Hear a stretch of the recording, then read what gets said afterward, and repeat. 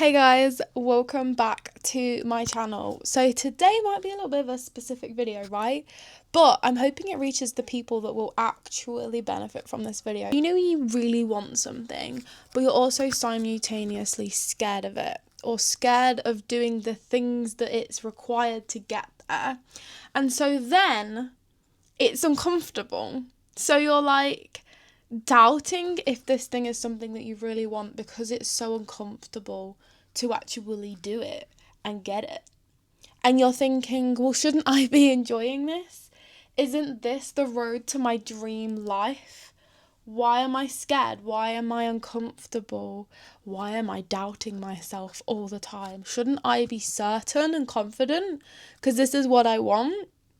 And so this is something that I have also been struggling with things that I really want in my life. And these are the things that I have realised to overcome it. So now I can talk to you guys about those exact things too. So number one is that you can want something and also be very scared of it at the same time.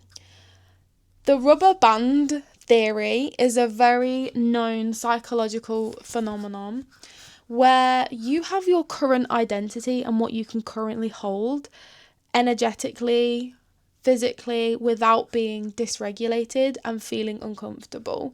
And when you start to do things that are outside of your comfort zone, you are stretching that rubber band, and therefore it's going to be uncomfortable because you're outside of your comfort zone. Your dream life is going to be outside of your comfort zone. This is where growth happens. So being scared and being happy can coexist at the same time, the same ways many other negative emotions can coexist with happiness at the same time. And actually, it's a sign of emotional intelligence if you're able to flick between the two. So it's great because you are stretching your rubber band. If you are scared of doing something, that is amazing because you're actually changing your identity now. And the more you do it, the more you show your subconscious that it's safe to do so. When you will stretch the rubber band to a point where you will snap is where you don't do the regulation work at the same time to show your mind that it is safe. So doing it over and over and over again is going to be great, but if you expand too fast and you do too much within a period of time, or you start receiving too much abundance in the form of views or money or too much attention, that is when, if you're not regulating and calming your nervous system down at the same time and showing it that it's okay to have this, that is when your rubber band might snap. And I get a lot of people talk about probably the rubber band snapping here, and so I'm just going to give you a couple of ways to know that it's snapped. And it's essentially when the shadow self has come out, because you're facing your fears and your shadow self wants to keep you safe and comfortable, so it is looking out for you, but it is the thing that will sabotage you and your dream life. And so the things that can happen is you start feeling like it's too much. So when you feel like it's too much, you might start procrastinating. You might start randomly, when you know you need to do this thing and you want to do the thing, you start feeling like everything else is more important. Maybe you're going to go cook a meal or have a shower or go to the gym before doing it. And you're like, oh, well, I've just had a busy day, so that's why I haven't done it. Catching yourself and realizing that if this is actually really what you want, you need to be saying bye-bye to the shadow self, bye-bye to the ego, and actually just using your courage to do it anyways.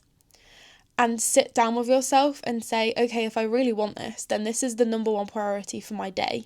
Not even going to the gym, not even having my shower first, but I'm going to literally say, the second I wake up, maybe I'm going to go record a video, right?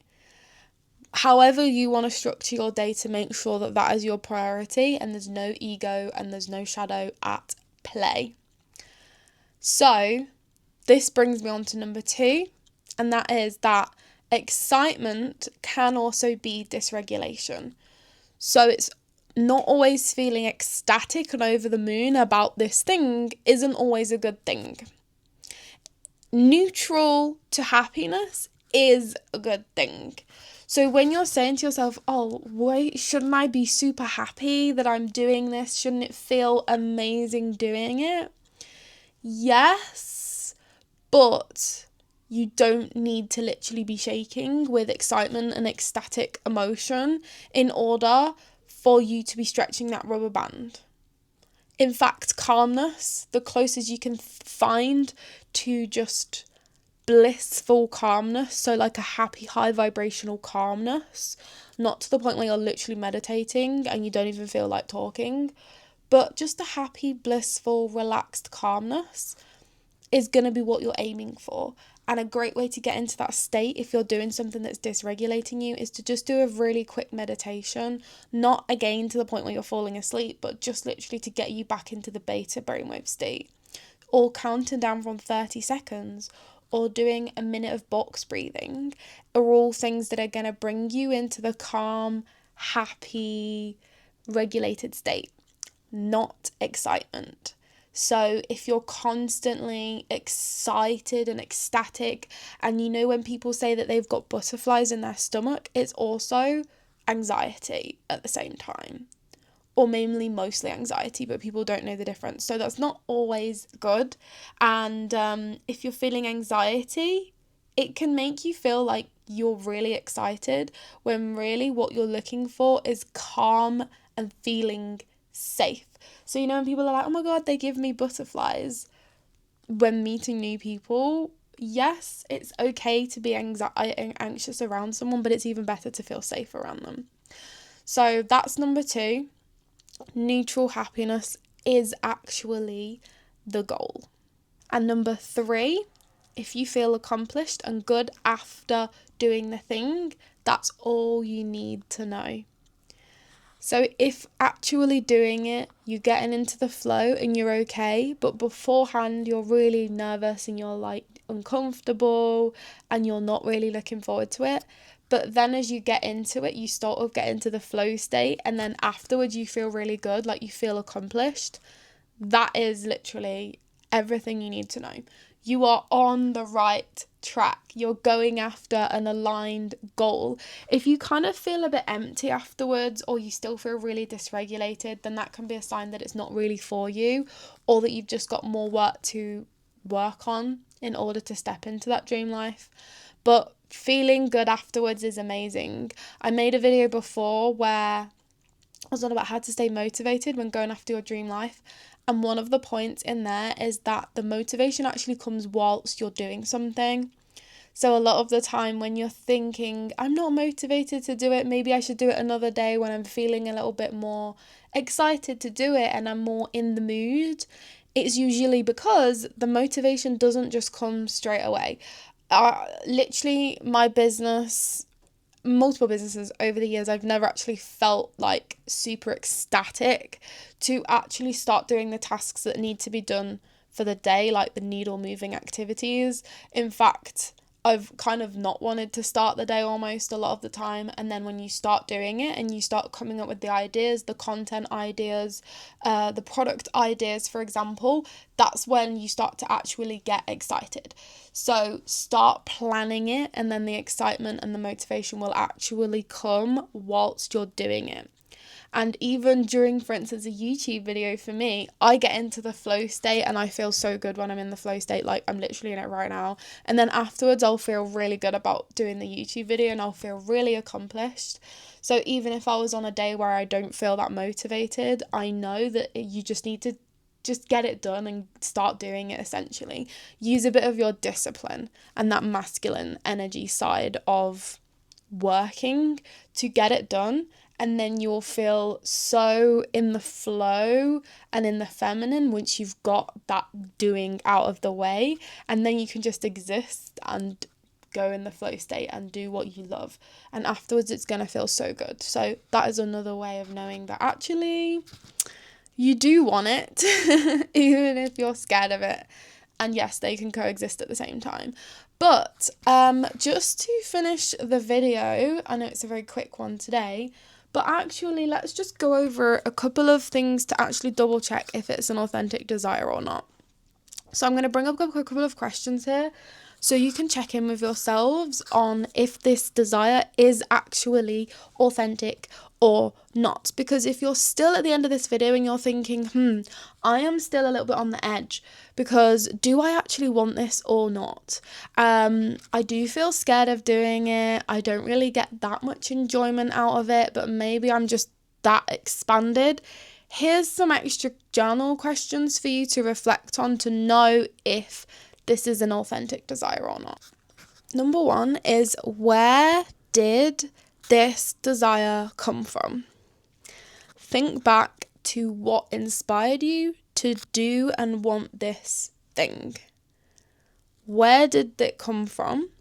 And then you might be able to pinpoint who influenced you or what influenced you to want this thing. Then you might realise, hang on a sec, I just wanted it because they were doing it. Or you might realise, hang on a second, this was my idea. Might give you a bit more of an insight in there.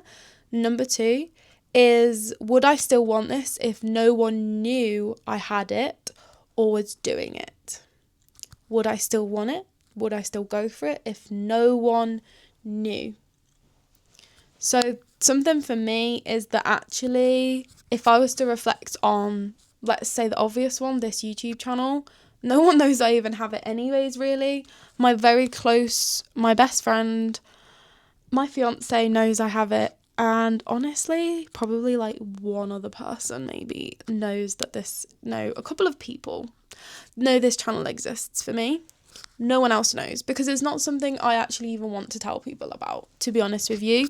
So that's how you'll know if it's an authentic desire or not, is if you're doing it to show for other people, to say you're doing something fancy, like, I don't know, maybe you're going to do a degree or something like that and you want to be able to say and feel smart, but really you don't actually want it. It's just because you want to feel good about yourself and you want to feel smart, or maybe you're trying to please someone. So that's another really good reflection question. And then the last one is about your staying power now. If I couldn't achieve this desire in the next 5 years, would I still want it? If you're okay with still doing this thing and trying to achieve a certain goal for the next 5 years, then that's a really good sign that you're doing it because it's your heart desire and it's your passion and you like doing it, not particularly for the results it's going to get you or what people will think of you at the end of it, or again, a piece of paper at the end of it, anything like that. If you don't have it in 5 years' time, would you still want it and would you still be going after it? So those are the things that I have got for you today on how to realise if it's an authentic or inauthentic desire. That's something that I was also doing recently as well for a couple of my desires. So I hope this video really helped you today. If you have been struggling, again, I know it's very specific, but just know that you can be scared of doing something, and a little bit of nerves is great because now you're building up your courage and you'll feel even better at the end of it because you've actually just used your courage and now you feel even more confident. The more you show your nervous system that it's okay to do something, the less you'll be scared, and in fact the more confident you will actually be at the end of doing it, and the better you will feel, the more fulfilled you will feel. So yeah, hope you liked today's video. Have a lovely day and I'll see you in the next one. Bye.